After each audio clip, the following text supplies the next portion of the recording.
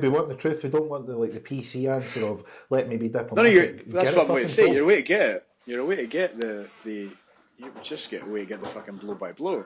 But the thing is, I'd wanted to just part ways and move on. Like, do what you need to do, man. Crack When on, was it? crack on Was my this own thing. recently? Is there a build This up is to it? now, so the seed was planted maybe 6 months ago now.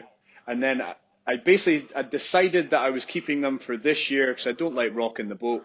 Like, I'll keep them for this year, and then I think I'm going to move away from them next year because I don't like the direction they're moving. They appointed a new chairman, who I just think's a bit of a rocket, to put it plainly. What can I say and can't I say legally? That's the question. So he does things like he punts gear openly on his own Facebook page, and I'm like, man, you get that money, it's none of my business, but I don't want to be associated with someone like that. He changed the IBFA social media pages from the IBFA logo to a picture of his own face. I thought that was a bad move. He asked for the promoters' opinions of the federation, and I gave it, and he basically attacked me when I came out with it. And my suggestions were, your social media is pish. Your social media is terrible. Your posters are a bit of a laughing stock. If you could just get this in order and have some degree of continuity and professionalism, it would probably help level up the show, the federation, sorry. So I basically said, look, send me what you need for your British poster, and I'll make you a poster, like completely free of charge, and I'll send you over, and let's get this thing rolling. And he was like, who are you? I'm the biggest show the IBFA has, buddy.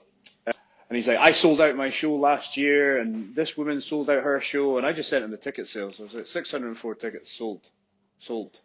I comped about 90. I had like 10 businesses in the room. I'm not being arrogant at this point. I'm just telling the guy, you should probably listen because my show's growing like this, and your federation is doing this. And you'd literally ask for feedback, and he shot everything down. And then he said he offered to sponsor the show. Now I have everything locked in well in advance. So if you sponsor my show, you get first refusal to sponsor it again. So I have some people that have been with me since the first year. So generally, if you want to sponsor the next year, it's yours. And I push your business for the entire 12 months, and I'll do everything I can to help you from a business-wise for 12 months. So I push it. And he wanted me to get rid of my local business sponsors and put I'm going to go Next Gen. It's basically like a pharmacy, a lab. He wanted me to make them the main sponsor. And I was like, that would be business suicide in my eyes, buddy. So thank you, but no thank you. Half of my judges are WMBF pros as well. I'm like, I can't be associated with something like that. Are you insane? We all know it goes on, but you can't. Like, no thank you. Okay, I want to sponsor. There's people that might be lost on this. So what you've got, a guy has came in. You've got a situation where you're diplomatically wanting to not rock the apple cart with people that have a certain view on certain parts of the sport, be it usage. And you've got a prima donna that shows up who blatantly says that he's selling these things that are a very, very, very grey area in terms of ethically, legally, and these things. And not only that, you've got a huge divisiveness about people in the sport. But he's now very vocal, very public, and then he shows up. I mean, I'm reading his. I know this guy on the 3 descriptors that you've given me.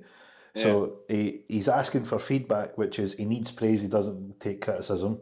He's asked for feedback, which is you then gave him constructive criticism, which he takes as criticism.